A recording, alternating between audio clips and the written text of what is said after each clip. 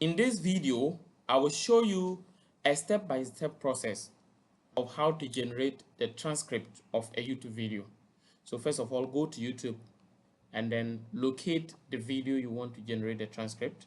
Then open that video or tap on it or click on it to open. Then after the video opens, go to the caption. Go to the caption and then scroll down. You will see show transcript.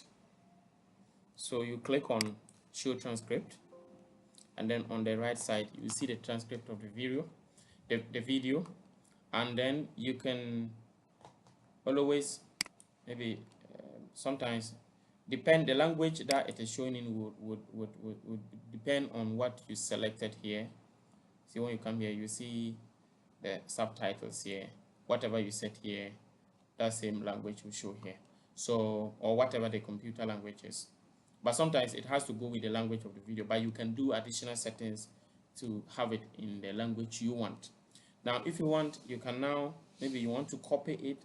Maybe if it is your video, you want to change it to a web article, or you want to take some portions of that video for whatever it is, you can just come, you see, you can copy it and then you have it there. So that is exactly how you can generate a transcript of a YouTube video.